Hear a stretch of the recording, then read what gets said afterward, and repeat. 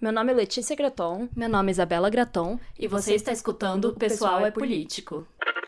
You have to expect that there are going to be such... Dans l'ensemble, ça ne va pas bien du tout pour les femmes. We have to find some way to keep the rapists off the street.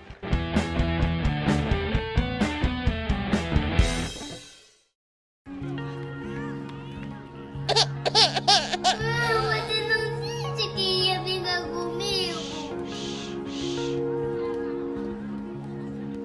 Fica comigo.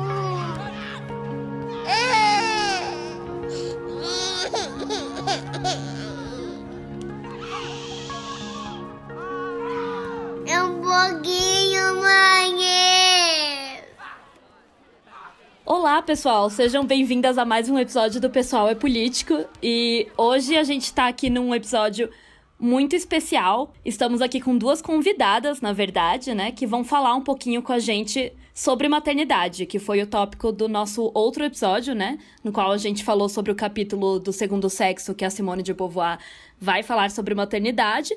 E como vocês sabem, a gente gosta muito de trazer convidadas aqui para esses episódios especiais, para expandir um pouco a conversa que a gente estava tendo. E principalmente quando é um tópico, como é o de hoje, né? Que nem eu, nem a Letícia temos experiência de vida mesmo para falar sobre isso, né? De vivências mesmo, para que a gente possa se aprofundar, né? Daí nós decidimos chamar, então, aqui a Sila e a Mariana, que são mães e feministas, e ambas integram a QG Feminista, que vocês já devem ter ouvido por aí, né? Vocês com certeza já devem ter visto aí pelo Instagram os posts, ter lido os textos. A gente sempre cita aqui a QG, coloca como referência. A Sila também tem a página Militância Materna, que, enfim, também vai falar sobre esse assunto. Então, elas têm muita coisa para conversar aqui com a gente. Oi, gente, se apresentem aí, contem um pouquinho sobre os seus trabalhos. Oi, gente, olá, ouvintes. Meu nome é Mariana, eu faço parte da QG Feminista e também tô com um novo projeto agora do Clipping Feminista, que é um noticiário semanal de informações relevantes para o movimento das mulheres. Gosto muito do podcast de vocês, tô feliz de estar aqui. Eu ia comentar do clipping também, eu ia falar, com certeza vocês já viram a Mariana, que a gente sempre compartilha o clipping feminista. Ela tá ali toda semana naquele vídeo do IGTV que a gente compartilha, falando de notícias. Pois é, toda semana. Trabalhão, né? Não sei como eu, como mãe, minha filha tá com 1 ano e 4 meses, então, assim, foi coisa de mãe, sabe? Aquelas ideias que fala, vou fazer... Tô no momento, vai rolar, é isso aí, cara e coragem, vamos seguindo. Oi, Sila. Oi, gente, eu sou a Sila, sou editora da QG Feminista, também sou a criadora do projeto Militância Materna, que é uma página que fala sobre maternidade, sobre criação de filhos. Na verdade, a Militância Materna começou antes, né, da QG, foi a mãe da QG, já que a gente vai falar de maternidade. E é isso, minha entrada no feminismo e a criação de todos esses projetos, eles foram um fruto direto da minha experiência com a maternidade. E estamos aqui, estou muito, muito feliz de conversar com essas gurias aí, porque esse programinha é muito legal. Bom, gente, obrigada, então, por aceitarem aí participar. A gente já vai começar agradecendo. E como a Sila contou, né, um pouquinho aí do Militância Materna, que eu acho que tem tudo a ver com o que a gente vai falar aqui, eu queria que você falasse um pouquinho mais sobre esse começo, por que você decidiu começar esse projeto, né, que você disse que foi quando começou aí toda a sua questão com o feminismo. Então, acho que seria bem interessante, porque é uma visão diferente, né? Geralmente a gente tem essa visão de que, enfim, acaba sendo algo distante para mães, porque eu acho que ainda é para muitas mulheres que são mães. E aí a gente queria saber um pouquinho mais aí sobre. Acho que a minha experiência foi um pouco um ponto fora da curva, porque o feminismo, ele é, sim, distante para mães, por motivos que daqui a pouco aí a gente vai conversar com mais calma. Mas quando eu criei a Militância Materna, meu filho acho que estava com 1 ano, quase 2, então é um momento do puerpério assim, bem complicado. Você ainda está muito envolvida com demandas da criança e tal, mas você tá começando assim, aos poucos, a virar gente, né? E a internet hoje, ela tem um papel bem interessante para mulheres que estão nessa situação, porque elas surgem como uma rede de apoio mesmo, né? Antes, mulheres elas ficavam completamente isoladas lá, sem contato com o mundo. Agora elas vão para os fóruns de maternidade bater boca e trocar experiências. Você tem lugares online onde mães vão transitar, vão tirar suas dúvidas e fazer amigos. E justamente num desses fóruns aí da vida, eu fiz um grupinho, né, de companheiras, todas mães. Todas tinham ideias parecidas, que não tinham necessariamente a ver com o feminismo, não era uma coisa que atravessava o feminismo, mas dialogava temas sobre amamentação, criação com apego e violência obstétrica, que, né, é uma galera parente do feminismo. E aí eu comecei a cruzar com uma galera, as tais mães feministas, que naquela época a gente já tinha um pessoal assim que tinha um discurso um pouco mais elaborado nesse sentido. Mas o que me fez criar o Militância Materna mesmo, na verdade, foi uma treta, né? Foi uma grande treta que eu me enfiei com o anti-vax, vejam vocês, que naquela época já estava prevendo, foi uma coisa premonitória. Eu já estava combatendo, assim, eu voltei ao passado, estava combatendo males do futuro, numa porradaria com a pessoa anti-vax. À frente do seu tempo. Eu sempre fui uma mulher visionária. Aí eu tava lá, pau comendo, com um bando de anti-vax num grupo. E eu, né, com esse meu comportamento mavioso, fui tão terrível, perturbei tanto o saco das mulheres com esse tema, que me botaram para fora do grupo. Porque era um povo muito tilelê, né? Tinha muita gente ali também que, no fim das contas, achava que não pode dar vacina, blá, blá, blá. E me botaram pra fora do grupo, eu e mais meia dúzia, e eu fiquei putaça. Eu falei, porra, como assim? Como isso é possível? E resolvi, então, junto com aquele outro grupo de mães que conversava à época, criar um lugar, então, para as mulheres poderem falar e poderem conversar sobre determinados temas que iam um pouco na contramão, né? Porque isso nasceu de uma experiência sua, né? Aí você foi politizando, porque é exatamente isso, né? Você vai vivendo, aí depois você vai conectando isso, né, com as coisas ali que você tava lendo, aprendendo. Isso já entra bastante no que a gente ia perguntar agora também, que era só pra pedir pra vocês contarem um pouquinho das experiências de vocês enquanto mães. Eu sei que a Mari, ela foi mãe bem recentemente, né? Ano passado. Isso. Acho que foi, né? Isso, e a foi. sua filha é bem pequenininha ainda. E se vocês puderem contar um pouquinho, assim, como é que foi a experiência de vocês. E principalmente aquilo, né? Como que vocês entendem o que mudou depois disso, né? Principalmente no quesito da sociedade. Como que a sociedade passou a enxergar vocês... que, enfim, obviamente antes já era oprimida pelo patriarcado, como toda mulher. Mas como que isso mudou na visão de vocês após vocês serem mães, assim.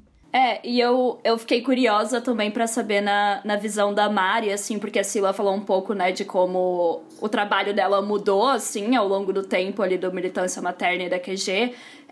Você entrou na QG antes, né, de ser mãe. Daí eu também fiquei curiosa pra saber se você sente também que o seu trabalho nesse sentido mudou, assim, em relação à maternidade, como é que afetou e tudo mais.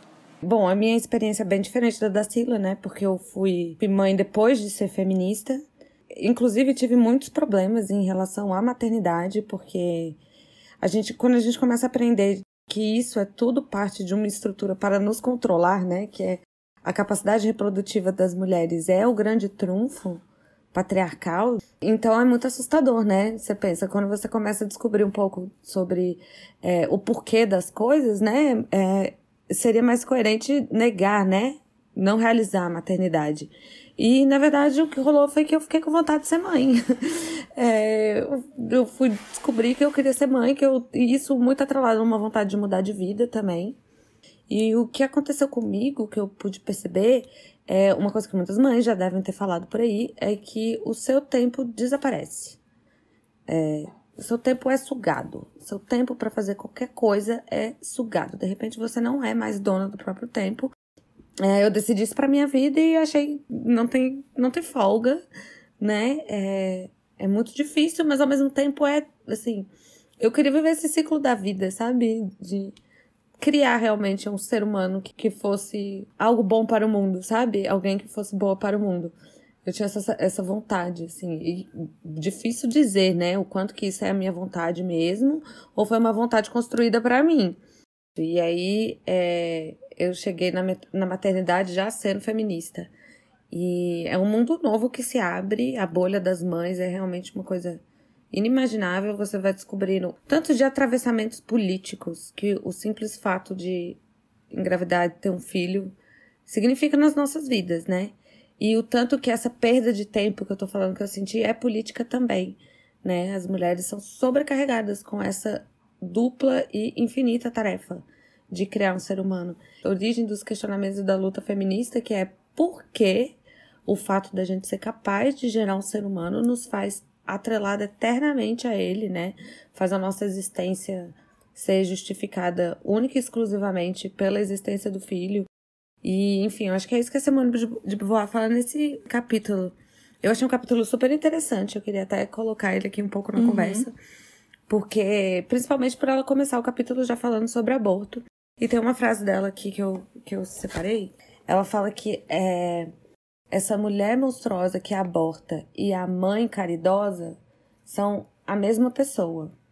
Não existe essa diferenciação, né? Porque o controle reprodutivo, né? Ter ou não filhos, né? E decidir quando e se, né? Se esse filho vai existir ou não, é uma resistência, né? Das mulheres desde sempre. A gente vai atrás de controlar isso, mesmo que o Estado, as leis e os homens proíbam. Sim. E é a mesma pessoa, né? A mãe que cuida dos filhos e é colocada nesse lugar da sociedade, né, enquanto a figura que é responsável pelos filhos e é magnífica por isso, porque ela se doa, porque ela não sei o que, etc.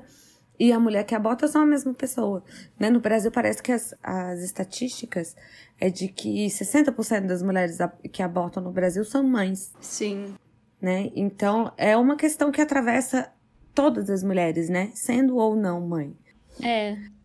A gente até falou disso no outro episódio, né? Que eu também achei genial a forma que a Simone começa falando sobre aborto, o capítulo sobre maternidade.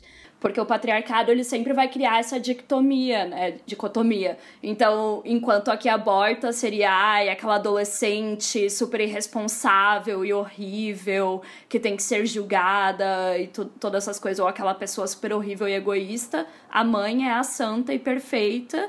E elas não têm nada a ver uma com a outra, né? Ou você é uma ou você é a outra. Meio que aquela dicotomia da santa e da puta, né? Que a gente tem em todos os lugares.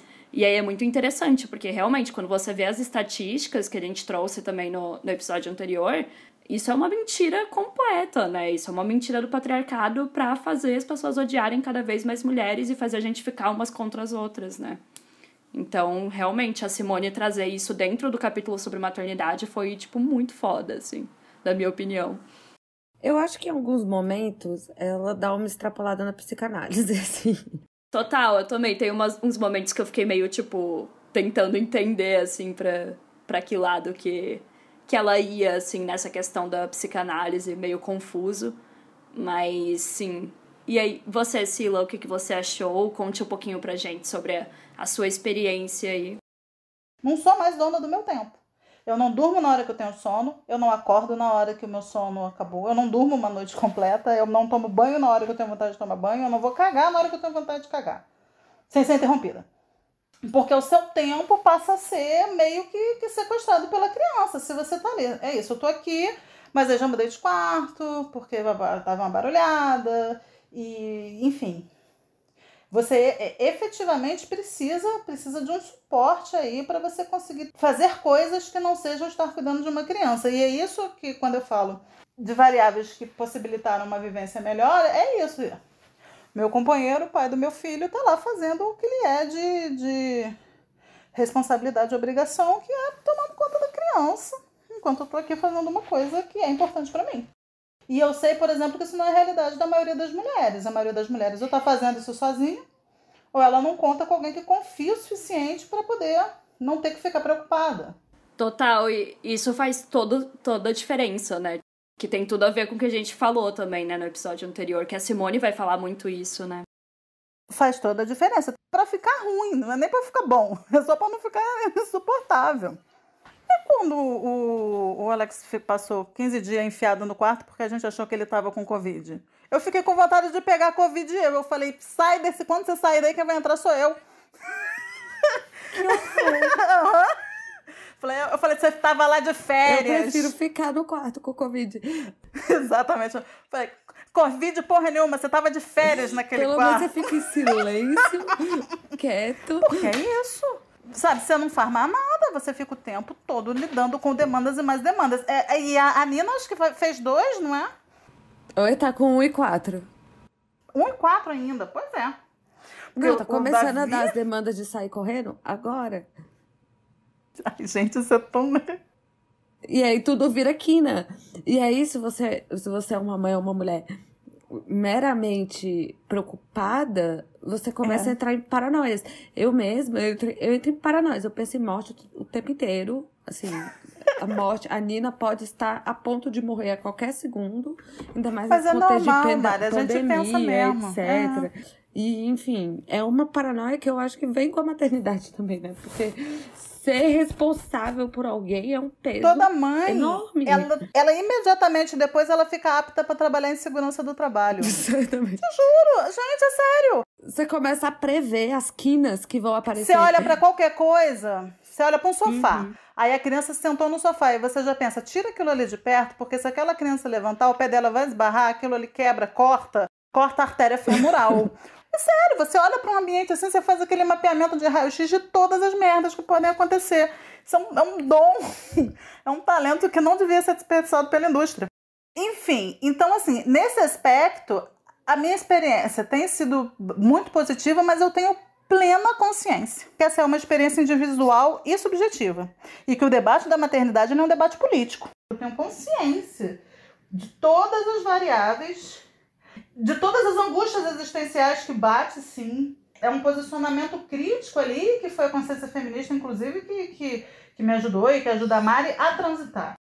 Não, e é mais fácil também, Sila, eu tenho a impressão de que a consciência feminista te dá vocabulário para você conseguir expressar elaborar, onde né? estão, onde é que tá a sua, como eu posso dizer, onde tá o seu incômodo, onde tá pesado, onde você tá sufocada, porque são coisas muito difíceis de falar, né, na loucura de ser mãe, né, não acordar, dormir, né, naqueles dias infindáveis, né, todo dia a mesma coisa, é difícil ter palavras, né? Porque é uma coisa física. É físico, gente. É como se você fosse maratonista. É um desgaste físico e mental. Você tá o tempo todo em trabalho laboral. A Mariana tá falando agora que a Nina tá com 1 ano e 2 meses e eu tava lembrando que inferno é essa fase. Porque a criança não fica parada. Não é assim, tipo aquela época que você consegue pelo menos enfiar, sei lá, um celular 15 minutos na mão da criança e fala assim, fica aí, cacete, assiste um pouquinho de YouTube pra eu poder descansar. E aí você sabe que ele vai ficar 10 minutos parado. É um período em que a criança, ela parece o Tasmania, ela tá correndo pra cima e pra baixo, correndo pra cima e pra baixo, e você tem que correr atrás porque ela vai bater com a cabeça na parede. E tudo é quina. Exatamente. É um desespero. Precisa realmente de um projeto político milenar para fazer a gente continuar parindo nas condições que a gente pare hoje em dia. Isso assim, estamos aqui eu e Sila falando de um lugar em que a gente tem uma maternidade meramente realizada e também muito por conta dos perrengues feministas que a gente já se questionou, já pensou, enfim.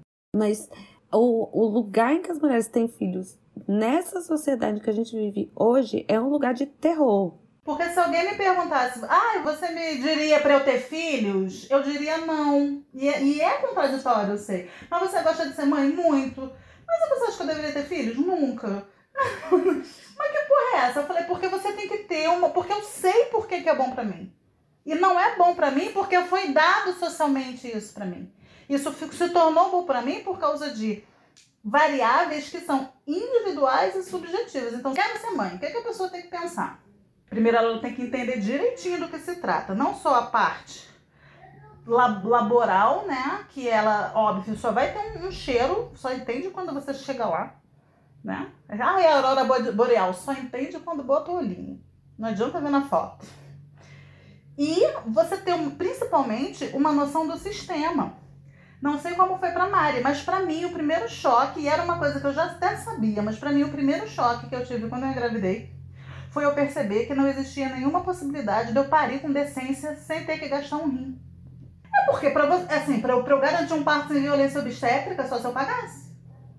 Pra eu ter certeza, fui segura, fui tranquila, vai dar certo. E não é uma coisa assim, não tem. Ah, mas tem mulheres que têm partos lindos? Sim. Ou elas pagaram ou elas deram sorte. Como é que você não consegue... Para engravidar e parir, você já precisa de sorte. Como é que eu vou chegar para uma mulher e vai falar, não, engravida, vai ser ótimo? Total. Não, e isso tem muito a ver, assim, com... No capítulo, né, que a gente discutiu no episódio passado, do segundo sexo, a Simone, ela vai mostrar exatamente como é importante desmistificar, né, essa ideia de que existe o instinto materno, né, que é essa ideia que as pessoas têm até hoje, infelizmente. E aí, cara, pra mim isso tem tudo a ver com o que vocês estão falando, porque vocês estão falando justamente dessa questão de pensar em todas as variáveis, né, que a Simone vai falar muito também, que não faria sentido a gente dizer que existe esse instinto e que todas têm que querer ser e tudo mais, sendo que não são todas essas mulheres que vão ter as condições, né, são pouquíssimas que vão ter essas condições necessárias. Então, a gente queria que vocês falassem um pouquinho mais sobre isso, assim, sobre essa questão desse mito e como que ele impacta a vida das mulheres diariamente, né? Das mães e das mulheres no geral, assim. Porque você tem que contar um folclore para convencer, né? As mulheres a continuarem nessa roda de moer gente, né? Porque a gente não vive num mundo em que a maternidade, ela é... como eu posso dizer, cuidada, né? Não tem nenhum carinho ou cuidado ou atenção especial verdadeira ou nem que seja ciência voltada para a maternidade. A gente não tem nada. Então, a gente precisa colonizar as mentes das mulheres e criá-las desde o momento em que elas põem a vagina delas no mundo a querer isso. Né? Porque a porcentagem de mulheres que terá uma condição meramente ok para ter um filho e poder aproveitar um pouco o que a maternidade é ínfima, perto de todas, o que todas vão sofrer, né? Começando por isso que a Cida falou. Beleza, como é que você vai parir? A criança não chega nem ao mundo com dignidade. A mulher, tipo assim, muitas vezes durante o trabalho de parto, é um momento que ela é violentada, que ela passa os piores momentos da vida dela. Eu fui por uma cesariana principalmente porque eu já sofri violência obstétrica e eu não queria sofrer, era assim, o meu limite, eu não vou sofrer violência obstétrica de novo. Você vai me fazer uma cirurgia complicadíssima, super perigosa, e só porque você tá dizendo X e eu não tenho uma segunda opinião, vai, porque eu não vou ser maltratada aqui. Não nesse momento, não com a minha filha prestes a nascer, não nesse nível de vulnerabilidade.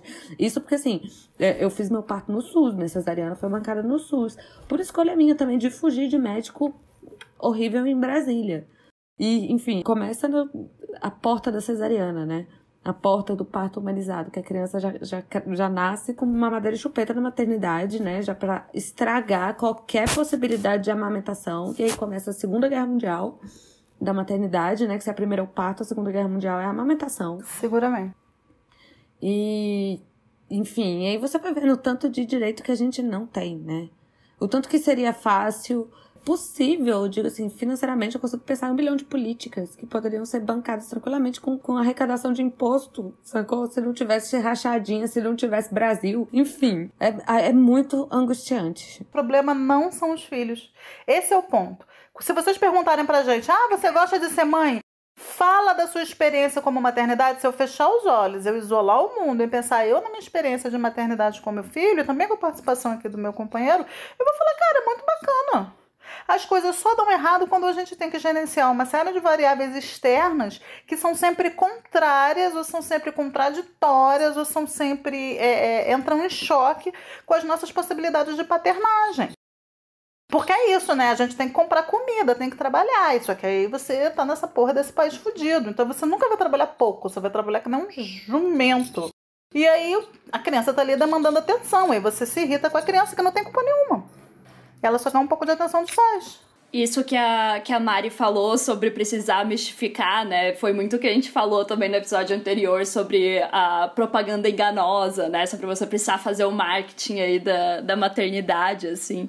Me lembrou muito isso e faz muito sentido, né? Porque se as pessoas realmente mostrassem essa realidade, quantas mulheres iam escolher tendo todas as opções do mundo, né? Gente, a maternidade move move muitas indústrias. Muitas indústrias. Exato. Até porque, como é que acontece? Antes, sei lá, até 1800, você não tinha muito a figura da mãe como era hoje.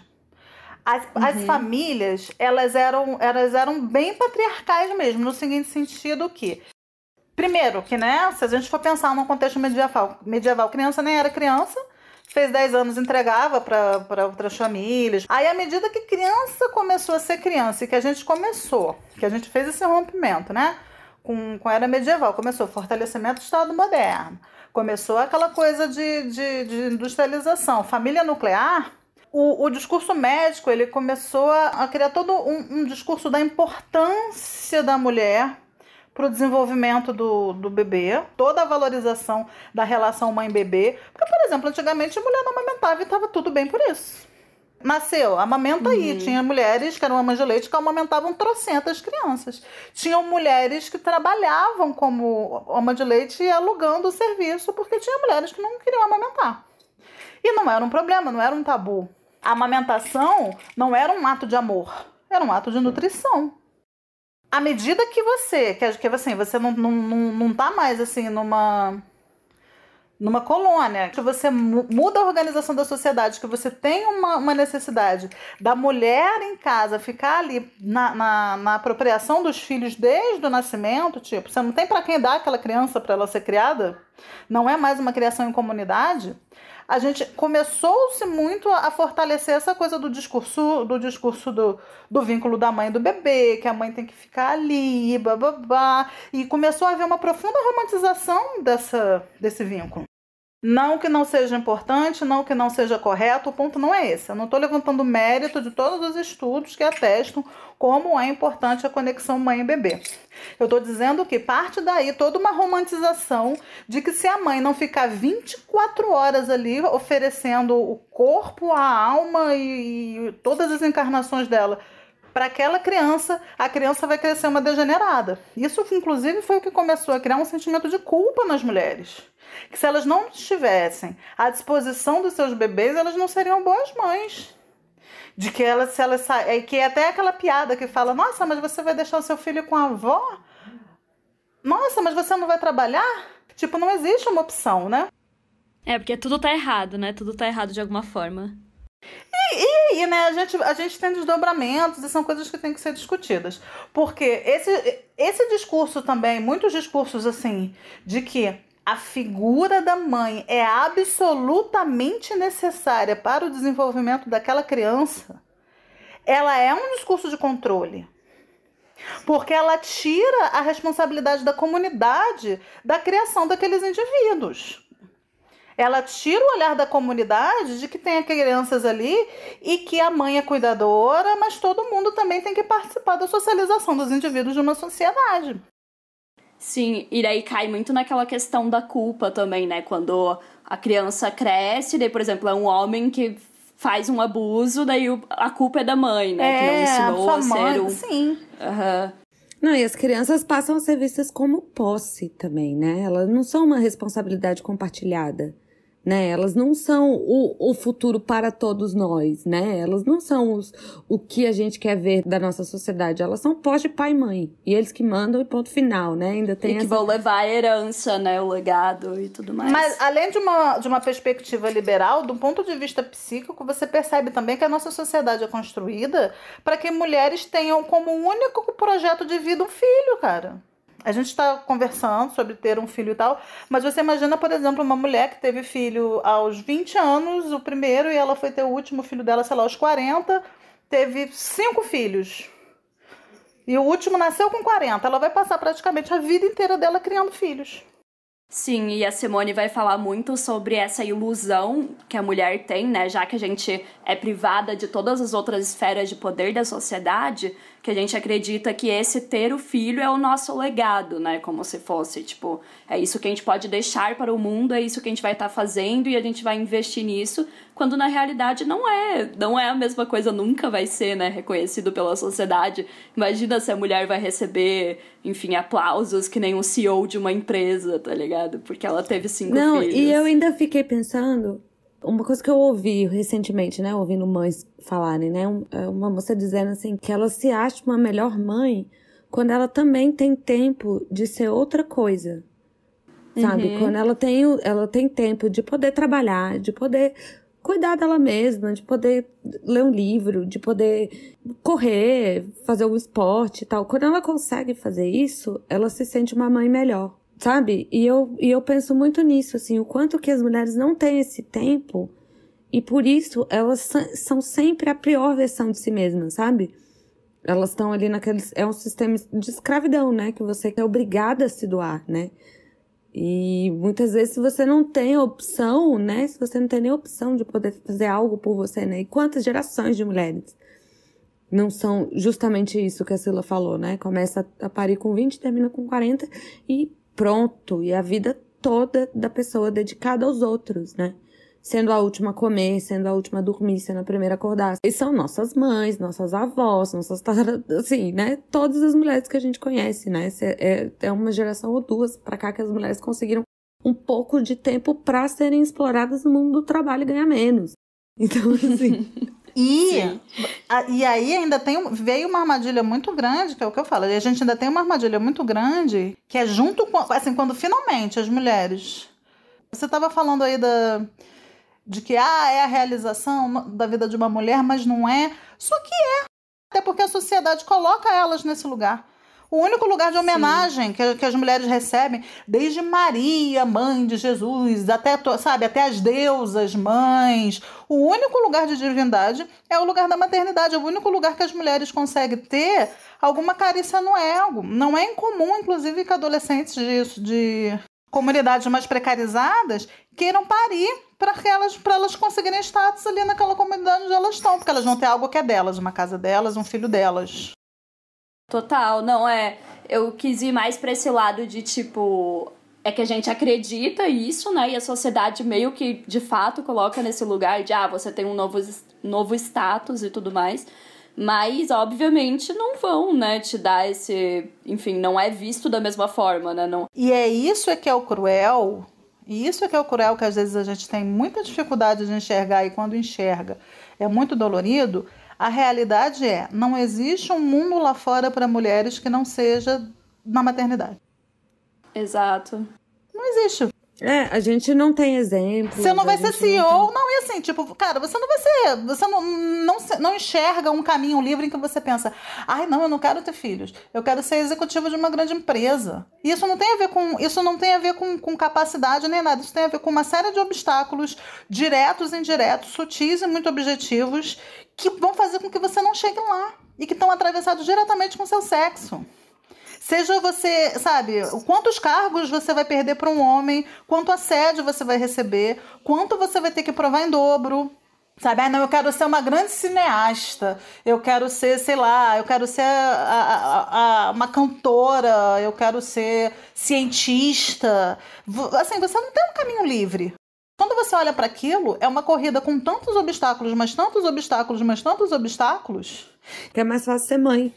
O caminho da maternidade, não, ele se abre, se arreganha. Venha, flores. Lá. E aí acaba se tornando uma profecia autorrealizável. Sim. Sim. Não, é muito isso mesmo. Essa falta de ter também exemplos, né? Fazendo outras coisas, né? De mulheres que realmente foram bem-sucedidas fazendo outras coisas. Com certeza, hoje em dia já tá um pouquinho melhor em relação a isso. Mas ainda é muito complicado, né? Muito aquilo que a gente tá falando desde do começo dessa temporada, assim, tipo... Quando a gente fala de socialização, assim... E eu lembro quando eu era criança, cara, eu não conhecia uma mulher adulta que não fosse mãe. Tipo, era muito difícil, sabe? No máximo você conhecia, é aquela tiazona que ficou pra titia, entre aspas, né? Como as pessoas falam. Mas é muito difícil você, como criança, você ver todas as mulheres viram mães e na sua cabeça você pensa, esse é o destino de absolutamente todas as mulheres, né? Não existe outra... É algo natural, né, na sua cabeça. Você nem... Não, e para além disso, a gente não tem esses exemplos, não é porque as mulheres não tentaram. As mulheres tentaram e estão tentando. Toda vez que a gente chega na linha de chegada, o ponto é passado para mais para frente, né? É porque a maioria das mulheres também, às vezes, elas não... É isso também, eu acho que às vezes tem um limite mental em que a mulher sequer se enxerga. Mas quando às vezes você fala assim, não, eu vou tentar ir por esse caminho aqui. a maioria é violentamente boicotada, não chega. Aí passa uma ou outra, assim, e aí você vê ali como... Aí tem variável de raça, variável de classe, variável de tudo ali que ajuda a dar um empurrãozinho, mas você não vai chegar, o mundo é dos homens. E entra muito com a questão do casamento também, né? Como a gente já falou no episódio que a gente fez aqui sobre o casamento, que ele se abre como essa única... Né, que depois vem os filhos também, obviamente, porque tá tudo no mesmo pacote. Porque também é isso, você não vai poder ter um filho fora, né, do casamento. Tem que ser naquele pacote ali certinho da família monogâmica, tá? Se não é na estrutura patriarcal, você é intocável, né? Exato. Você mereceu, né? Se você é uma mãe solo, você mereceu, né? É isso que a nossa sociedade diz. Né? Porque você nem é boa o suficiente para ter um homem para dar conta do seu filho. E essa é a mensagem que é passada até hoje, né? Assim, a gente pensa, os tempos mudaram, são outros. Não são. Não são. Mesma coisa. Não, nesse quesito, realmente. As mudanças culturais, assim, olha, a gente aprendeu que cigarro é ruim, a gente aprendeu várias coisas, mas isso... Isso ainda tá bem complicado, né? Tipo, quando a gente olha pra esse lado, ainda tem muita coisa. E é muito ilusão achar que a gente melhorou tanto nessa área, né? É porque também a gente tem uma noção linear de progresso que é muito equivocada, né? A gente acha sempre que em 2022 as pessoas vão estar mais modernas do que em 2021. E olha, eu posso dizer que está muito ao contrário. Sei lá, eu acho que as pessoas eram até muito mais descansadas há uns 10, 15 anos atrás. Assim. Eu vejo a galera hoje muito mais conservadora em muitos aspectos.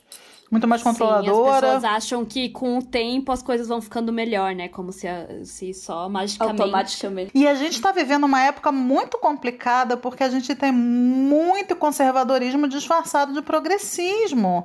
A gente tem uma dissonância entre discurso e prática, que é uma coisa que afeta todas as instâncias e a gente não consegue desmontar esse nó. Aí o que eu quero dizer? É óbvio que se você for pegar na instância discursiva, não tem nenhum problema você ser mãe solo, você ter o seu filho, que é moderno, vai lá, faz reprodução assistida, Porra, todo mundo bate palma, porque isso é tão moderno, né? Mas na prática, aquela mulher, ela não tá tendo apoio, ela tá se lascando para conseguir pagar uma creche pro filho, ela tá sem apoio para poder criar aquela criança, a escola não tá dando apoio ali para, sei lá, participar de reuniões, ou tá cobrando presença do pai. Ela vai estar sofrendo as mesmas interdições, e ainda interdições extras, porque ela não tem um macho ali validando a existência dela, que, sei lá, que sofreriam nossas avós. Mas hoje ela pode até sustentar um discurso de que não, gente, não tem nada a ver. Mas na prática, quando ela vai partir, ela parte até mais atrás, porque ela já está na categoria de mulher que não está sendo validada por um homem. Então, assim, a gente hoje, essa coisa, né, de ficar validando a narrativa, só tá ferrando a gente. Total, eu pensei muito também nisso que você falou do conservadorismo disfarçado. Eu lembrei de como ainda tem gente que acha que é super progressista a questão da barriga de aluguel, né? E aí tem a galera LGBT que acha que é lindo, porque os caras gays fazem a barriga de aluguel e tem um filho biológico, sendo que é um negócio super conservador, né? Enfim... E super horrível. E é enlatamento americano que a gente recebe, consome e normaliza, sabe? Isso daí também tá muito na cultura, é muito de... É cultura audiovisual mesmo. E aí eu tô falando de séries e filmes e coisas que a gente consome dos Estados Unidos, em que eles normalizam essa questão, assim, sem problema algum. A terra da liberdade é a terra do dinheiro e da objetificação de tudo e todos. Então, o útero de mulher, gente, é mercado, entendeu? Ele é um nicho que pode ser investido e que tem muito homem de olho, né? Então, exato. Não é à toa que Hollywood, enfim, os grandes estúdios normalizem tanto essa questão. Mesmo que aqui no Brasil também a gente tem essa normalização, mas por um outro lado conservador, né? Mas aqui no Brasil é mais aquela coisa, é a mulher que quer ajudar muito a família, então ela vai fazer esse sacrifício da maternidade para doar o filho logo depois. Falam da barriga solidária aqui no Brasil. Solidário, enfim, né? Desprezando o fato de que ali é um corpo sendo usado, né? E E a gente é convencida até a falar, não, eu gostaria de fazer isso por alguém, né? Nossa socialização é tanto de agradar o outro, né? Que a gente às vezes até pensa que isso seria uma boa ideia. Não, eu vou emprestar meu corpo aqui rapidão por 9 meses pra outra pessoa. Pois é muito louco, né? No Little Fires Everywhere, Pequenos Fogos por Toda Parte, também vai falar sobre isso, assim, a série, de uma certa forma, né? Sem dar muitos spoilers. E é muito bizarro, assim, como isso é naturalizado, né? Tipo, nos Estados Unidos, terra de ninguém aí, a galera só, tantos $1.000, pega aí pra ter o meu bebê. Tipo, comprando o teu útero, o teu corpo, assim. E daí a mulher que tá numa situação... enfim, né, fudida aí financeiramente, porque, né, liberalismo, capitalismo, enfim, obviamente ela vai lá e, ok, né, tipo, e aceita, né, esse trabalho, e não tem nem aspas. o direito de mudar de ideia, né, ainda tem isso. Exato. Enfim, a gente tá pra entrar em tantos Não, cara, tópicos, porque realmente, né, se a gente vai falar de maternidade, dá pra entrar, assim, em 1000 coisas. É que a questão, essa é uma questão muito doida do feminismo, né? Porque muito se fala, né, nas redes sociais que o feminismo não tem espaço para mães e etc. E as mães não são acolhidas no feminismo. Mas sem a compreensão de que é a capacidade reprodutiva que atravessa o problema da vida de todas as mulheres, a gente nunca vai conseguir entender o cerne da necessidade de um movimento de libertação para todas nós, né? Então, assim, é um paradoxo, né? Porque você não... como é que você faz feminismo sem entender Exato. O mínimo, né?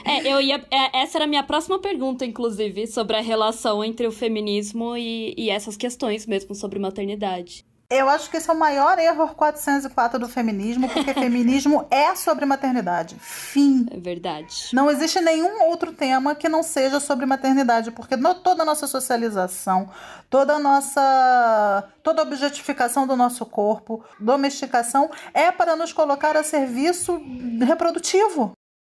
É só com essa finalidade. É só pra nos tornar mães. Tudo começa e termina... E não tem como fugir disso, né, no feminismo. Todas as pautas vão levar pra isso, assim, é muito Aí você vai falar, não, mas depilação não tem nada a ver com isso. Claro que tem, amiga, porque isso faz parte de você se tornar mais feminilizada e sensual para um homem reparar em você e te inseminar, amor. Mas o aborto não tem nada a ver com isso. Claro que tem, querida, porque isso tem a ver com eles garantirem que você vai parir um filho.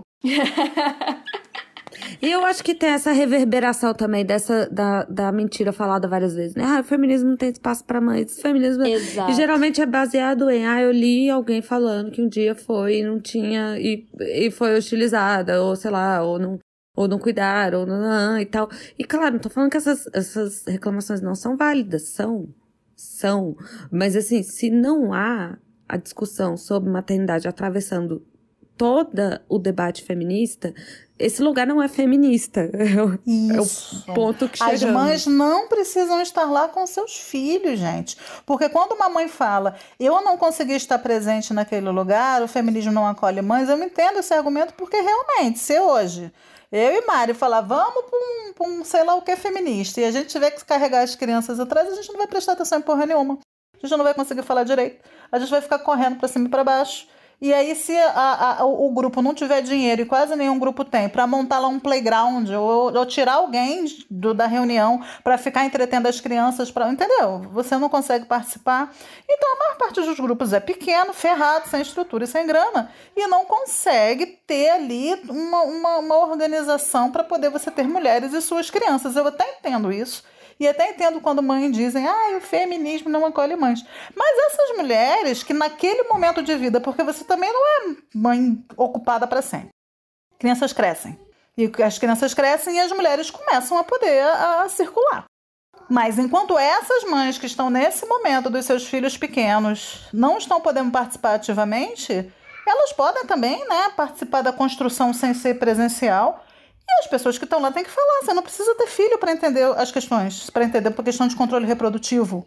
Porque o povo acha que falar de maternidade é ficar falando de chupeta e fralda. Isso é a última coisa que a gente fala.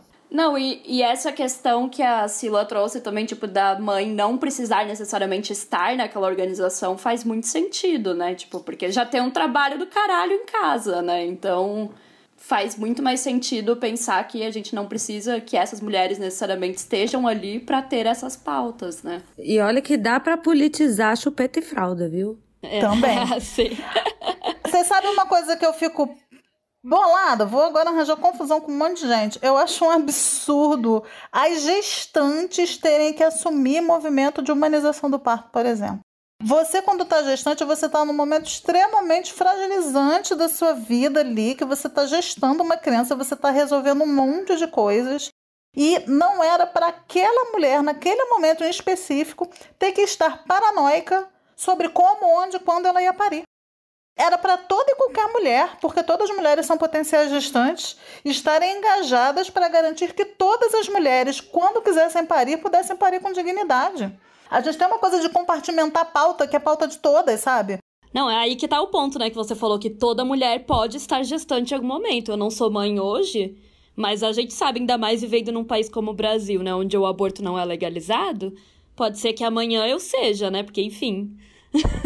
a gente não sabe o que vai ser de nós amanhã, no outro dia. Pode ser que mesmo não querendo, pode ser que aconteça, né? Porque, enfim, a gente não tem também o poder de decidir sobre os nossos próprios corpos nesse país, né?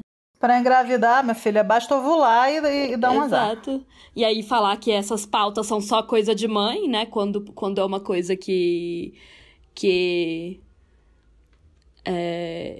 na verdade, Que afeta diz todas, respeito né? a todas nós, né? Sim.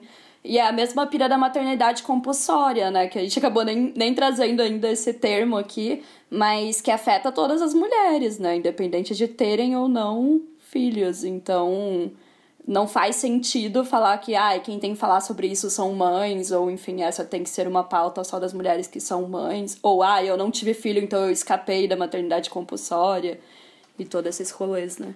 E aí eu acho interessante ali no capítulo da Simone, né, levando pro livro novamente, que ela, obviamente, assim, ela não vai usar o termo, né, maternidade compulsória, mas ela claramente vai falar sobre isso, né, principalmente devido ao fato de que ela começa o capítulo falando sobre a questão do aborto e como toda mulher deveria escolher, né, se ela quer ser mãe ou não.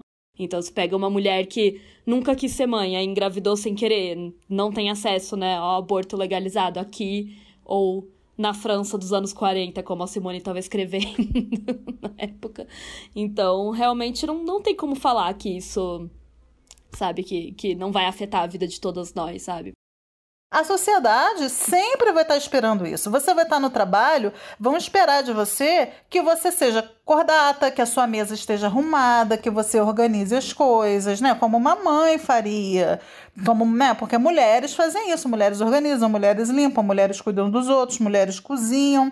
Isso está profundamente escrito naquilo que é esperado do nosso papel social. Então não tem, é compulsório por conta disso, não faz diferença. É que nem quando a gente fala da heterossexualidade compulsória. A despeito de com quem você transe, as pessoas sempre vão ter aquela expectativa e vão tentar te forçar numa posição heterossexualizadora, sabe? Sempre maternando alguém, sempre maternando alguma coisa, maternando uma planta, maternando uma pedra, maternando um cachorro. Mãe de a gente planta, mãe de pet. Porque é uma relação que rapidamente a gente chama aquilo de maternidade, chama de meu filho. Mãe de amiga, mãe de namorado, mãe de todo mundo. A gente entra nessa pira, então a gente tem essa constituição psíquica que empurra a gente para aquele lugar. Mas independente disso... É porque a maternidade não é compulsória para mim ou para você. É o problema, né, das visões individualistas, né? Não é, eu quis ser mãe, então a maternidade não foi compulsória para mim, né? É um regime político que afeta todas.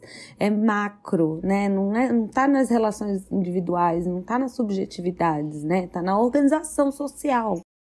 Né? Tá no tecido, em como a nossa sociedade se organiza, né? Tá na divisão entre os sexos e na hierarquia entre eles, né? E esse sistema patriarcal que controla nossas vidas e que a gente não consegue, né, olhar para nenhum lado sem vê-lo, né? Ele tá em todas as relações, né? Por isso que a maternidade é compulsória, independente de se você quer ou não ser mãe, entendeu? As pessoas, às vezes, acho que elas encontram um termo como esse, né, que é um termo que exige um pouco essa abstração, né, a abstração do macro, né, da organização social, né, e não da minha vida, né, não do do eu e minha família. O que é bem difícil hoje em dia, que todo mundo é super liberal e individualista, né? Porque é tudo pautado na individualidade, né? É reflexo da mentalidade do nosso mundo, né? Da religião, capitalismo também, né? Da religião, patriarcado. Essas religiões, elas fazem isso, né? Por isso que eu acho tão interessante, assim, do que vocês trouxeram pra cá, principalmente porque, por exemplo, a Sila, como ela tava falando, né, ali no começo, sobre você produzir esses conteúdos sobre a maternidade e, ao mesmo tempo, amar ser mãe, sabe? Eu acho que isso dá um bug no cérebro das pessoas, porque elas acham que... Dá, com certeza. Né, porque que você vai ter que estar falando sobre a sua experiência, né, necessariamente. E é exatamente o que a Mariana falou. A gente tem que conseguir ter sobriedade de entender o que é da subjetividade e o que é político. Até pra gente poder conseguir compreender na gente, assim, olha, entendeu? Esse meu comportamento maternal aqui, ele é socialização. Agora, tem aqui um desejo, sim, de repente viver a experiência de ser mãe, de criar uma criança. Existe esse lugar também. Eu acho que a gente tem que tomar cuidado para não invalidar esse lugar nas mulheres. E é um lugar que tem que ser olhado com muito cuidado, porque sim, tem socialização atravessando, mas tem mulheres que simplesmente querem viver a experiência de criar uma criança e maternar e ver qual é. É um lugar que exige bastante reflexão crítica sobre onde eu estou entrando, por que eu estou me sentindo dessa maneira, o que eu quero realmente. E mesmo assim a gente pode chegar e ainda ter limites muito borrados. Esse é muito medo, né? Tipo, de você entrar nessa questão de é compulsório pra todo mundo e não entrar nessas questões específicas, né? Desse desejo ou, enfim, de entender de onde que vem. E se relaciona muito com o que a Simone já estava falando lá na França em 1949, né? Que é a necessidade das mães terem as condições físicas, psíquicas, econômicas e tudo para conseguir, enfim, eventualmente fazer essa decisão ou não, né? Saber onde elas estão entrando. E como é difícil isso no patriarcado. Né? Como que, igual vocês falaram, a mulher precisa ter plena noção do que vai ser exigido dela, de como que vai ser. E a gente não tem, sabe? Sinceramente, não tem, porque a gente é criado nesse mundo que nos vende, que existe um instinto materno. Então a gente também não vê como uma coisa que... eu preciso ter plena noção do que é isso antes de me comprometer, preciso aprender a como que eu vou ser uma boa... Mas aí você faz o quê? Leia Militância Materna. já faz seu jabá aí, Lê o blog todo e resolver ter filho deve ser de verdade. Com certeza. É bem isso, assim. Se você for se informar, porque a questão que a gente até, né, falou isso no fim do outro episódio, tipo, a mulher tem que estar com boas condições sociais, financeiras, psíquicas, etc. Exatamente. Tem que estar informada, tem que ter plena noção do que ela vai enfrentar com a maternidade. E quantas mulheres estão nessa posição dentro, sabe, do mundo que a gente vive? Tem que estar segura que ela tem um companheiro ali, ou ela tem uma pessoa do lado, nossa, daí né? Já fudeu, um companheiro ou companheira daí... que realmente está assumindo aquele compromisso junto com ela, porque não é possível para uma mulher sozinha criar uma criança de uma maneira assim, que ela consiga respirar. Ela cria, milhares de mulheres criam, mas é infinitamente mais difícil.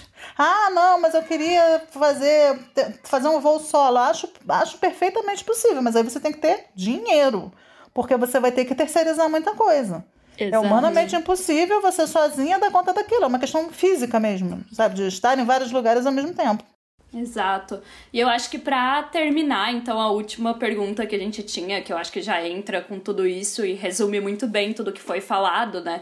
É que outro ponto muito importante que a Simone vai falar e que a gente vai desmistificar essa ideia de que a mãe é perfeita, né? E que, enfim, não existiriam, por exemplo, mães que são opressoras ou, enfim, que são más ou que são ruins, né? E aí ela vai falar, né, que basicamente que as mulheres feministas seguem tentando mostrar é que a mulher mãe não existe em um vácuo. Então, claro que ela vai ser impactada pelo patriarcado, pelas opressões que ela sofre e por todas essas condições. E aí, muitas vezes, isso gera, enfim, relacionamentos conflituosos e mães que a sociedade não considera, né, boas mães no geral. Então, como que vocês veem essa relação entre a opressão que as mulheres sofrem e a forma como ela vai ser vista como mãe na sociedade, né? Então, é a faca de dois gumes, né? Porque ao mesmo tempo que dizem que não existe a mãe ruim, a gente é levada a um ponto de loucura que não tem como não ser uma mãe ruim no mundo que a gente vive, né? As condições que são dadas para as mães são tão devastadoras que é impossível dizer, né? Eu acho que somos todas ruins, porque a gente não tem condições plenas para poder desenvolver nossas habilidades ou as nossas... enfim, nossas qualidades, né? Ou desenvolver uma maternagem um pouco menos... que quebre um pouco, né? Com todas as culturas de massacre, né? Que a gente vem reproduzindo. E principalmente as mulheres consigam quebrar a cultura patriarcal, né? Que a gente é obrigada a passar de geração para geração. Que é até uma culpa que as mulheres carregam, né? As mulheres que criam esses homens machistas, né? Muita gente diz isso, né? Como se a gente ainda fosse a responsável pelo Além de tudo, a gente ainda né? adorasse. Vamos lá, vamos criar os machistas pra bater na gente. Se fosse tudo ideia da nossa cabeça, né? E, enfim. E o que eu acho é isso, assim. Acho que somos todas mães horríveis, né? Da melhor das nossas capacidades, a gente não consegue ser o que a gente gostaria de ser. E isso é uma pedra no sapato da maternidade, né? Que aí você vai lidar com esses dois duplos, né? Entre a perfeição e a desgraça completa. E Sim. A gente fica flutuando nesse meio, tentando atingir algum grau de sanidade. Ou pelo menos uma relação não traumatizada com os filhos, né? Porque Exato. Também, quanto mais a gente se conhece, a gente vai descobrindo... Não, gente, mas traumatizar filho tá no jogo, é isso. A gente já sabe que eles vão sair traumatizados, é. Normal. Você já tem que ter o filho e o contato do terapeuta, porque não tem jeito. Exato. Não tem como evitar, né? Eu ia falar que tem muito a ver aí com a ideia também, que a gente já mencionou, né, da mãe santa, né, por outro lado, que vai criar essa ideia da perfeição que ninguém nunca vai atingir, né, isso é literalmente impossível. E eu acho que a Simone também levanta essa bola, Letícia, da mãe perfeita, né, porque é até o jeito de manter essas mulheres na escravidão, né, você fala, mas... Olha que guerreira, olha que batalhadora. É mecanismo de controle também, né? Tipo beleza, cara. É o mesmo esquema. Você cria um padrão, que nem a gente fala de padrão de magreza. Você cria um padrão que é impossível de ser atingido. Porque não tem nenhuma condição de você ser o tipo de mãe que a sociedade exige. E as mulheres, elas ficam se lascando para chegar lá. Porque quando a mulher ela não é nada disso, ela tem que ficar se justificando, ela tem que ficar falando da maternidade real, que também é uma maneira de você se justificar, né? É como se você falasse assim, olha, eu não sou essa mãe toda porque a maternidade também não é isso que vocês estão achando. É difícil, gente, me dá um desconto, sabe? Então, é um mecanismo de controle muito eficiente, inclusive para manter mulheres fazendo aquilo que o patriarcado necessita. Com certeza. E o que a Mari falou... é real, assim, e é o que a Simone vai falar também no capítulo, né? Como é que a mulher que é oprimida, que tá passando por tudo isso, vai ser uma mãe maravilhosa, tipo... Que é o que ela finaliza o capítulo basicamente falando, né? Que pra mulher conseguir ser a melhor mãe que ela consegue ser, e não exatamente seguindo esse padrão, mas assim, só de conseguir mesmo, né? Criar uma pessoa que, como vocês comentaram, é óbvio que é uma coisa super difícil, super complexa, você ensinar outra pessoa, né? Você ter toda essa questão, como é que ela vai conseguir fazer isso da melhor forma possível se ela tá sendo oprimida, se ela não tem as condições necessárias para isso, né? Então, ela mesma vai falar, pra mãe ser a melhor mãe que ela consegue ser, criar uma criança da melhor forma que ela consegue, né? Criança, adolescente, etc. Ela tem que ser uma mulher livre, né? Que ainda não somos, então... É basicamente isso, é impossível ser boa o bastante. Por melhor que você seja... vão estar inventando alguma outra coisa que só as mães perfeitas que moram num lugar de ignorado fazem. Sim, exatamente. Acho que isso resume tudo, assim. E, infelizmente, né, ainda mostra o quanto a gente tem pra melhorar nesse sentido, né. E, enfim, isso devia ser pauta de todas as mulheres que são feministas ou, pelo menos, que dizem, né, lutar pela libertação das mulheres. Realmente não faz sentido não incluir todas essas pautas relacionadas à maternidade, né? Como a gente falou aqui. Então, pessoal, era isso. Acho que a gente já conseguiu cobrir muitas e muitas coisas. Foi incrível trazer a experiência de vocês aqui, porque, cara, enriquece muito pra gente, né? Só de ouvir, como eu e a Isabela somos completamente leigas no assunto e não tem nada a ver com as nossas vivências, né? É muito incrível poder trazer outras mulheres que também são feministas e que que estão passando aí por essa experiência aí da maternidade. Então, muito obrigada por participarem. E falem aí pro pessoal onde que eles encontram vocês. A gente já falou aqui um pouquinho os nomes, mas façam aí seu jabá e se despeçam. Gente, muito obrigada, foi muito legal. Isabela e Letícia, adoro muito o trabalho de vocês, estão de parabéns. Sila, querida, não preciso nem falar, né? E aí foi isso, gente. Meu nome é Mariana, vocês me encontram lá no Clipping Feminista. O programa sai toda segunda-feira, mais ou menos meio-dia. São notícias, diversos assuntos relacionados ao feminismo no Brasil e no mundo. Então, no IGTV, toda segunda-feira, programa novo, segue lá, Clipping Feminista. E a gente tá no YouTube também, então pode seguir.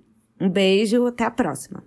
Tá no YouTube? Eu não sabia, olha só. Tava achando que era só no Instagram. O Clipping Feminista é ótimo, galera. Se vocês não viram ainda, a gente sempre compartilha. A Letícia até participou de um, né? A gente sempre compartilha lá. Tem ótimas notícias super interessantes. E ele é bem rapidinho também. Então, se vocês querem aquela dose de informação, assim, semanal, voltada para mulheres, é incrível, assim. Muito, muito bom. Gente, quero agradecer demais. Adorei o convite. Gosto muito de falar sobre o tema. Esse programinha de vocês é muito legal, recomendo a todo mundo, acho muito bem feito, os temas sempre muito bem abordados por vocês. E é isso. Segue lá a gente, que é feminista, nossos textos, e vamos falar sobre maternidade lá, é www.militanciamaterna.com.br. Leiam Militância Materna, assistam Precisamos Falar sobre Kevin. E não tenham filhos. É o melhor anticoncepcional que vocês vão tomar, galera. Essa dose, esse combo aí, militância materna, mas precisamos falar sobre Kevin. Se depois disso você resolver engravidar, você está pronto. Exato. É isso aí. Então, gente, se vocês não seguem, também tem o Instagram lá da Militância Materna. Tem tudinho. Porrada come lá também. Todo um treinamento, assim, o combo feminista, o treinamento pra ver se você realmente quer ter filho. Eu, enfim, aprovo aí esse combo. É isso. Muito obrigada por participarem. A gente agradece aí demais e continuem seus trabalhos maravilhosos. Agradeço. Obrigada, Mari. Adorei o papo também. Muito obrigada por enriquecerem aqui esse debate com a gente. Bom, gente, é isso, então. A gente espera que vocês tenham gostado da participação das nossas convidadas. A gente gosta muito delas, então vão lá conhecer os seus trabalhos. E é claro que, como sempre, no final do episódio, né, a gente dá aquele recadinho. Então, se vocês tiverem algum comentário, alguma crítica construtiva, quiserem compartilhar o que vocês acharam, vão lá no nosso Instagram, @opessoalepolítico, ou no nosso e-mail, né, opessoalepolítico@gmail.com. E quem puder apoiar aí com alguns reaisinhos, a partir de R$2, vocês já podem virar nossas apoiadoras no apoia.se/opessoalepolítico. E todo mês vocês concorrem a um livro feminista, né? O desse mês foi o Fenômeno do Gaslighting. E aí, todo mês a gente tem aí um novo título, enfim, um novo livro super da hora que você pode ganhar apoiando aí a partir de R$2. Então, se você tiver esse dinheirinho sobrando e você sente vontade aí de nos apoiar, achar que vale a pena, entre lá e vire uma das nossas apoiadoras. You have to expect that there are going to be such... Dans l'ensemble, ça ne va pas bien du tout pour les femmes. We have to find some way to keep the rapists off the street.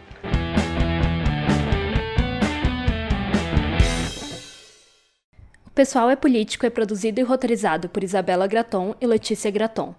A trilha sonora é da Letícia Bergamin, a edição é feita pela Raissa Toledo e a identidade visual do podcast foi desenvolvida pela Manuela Elon.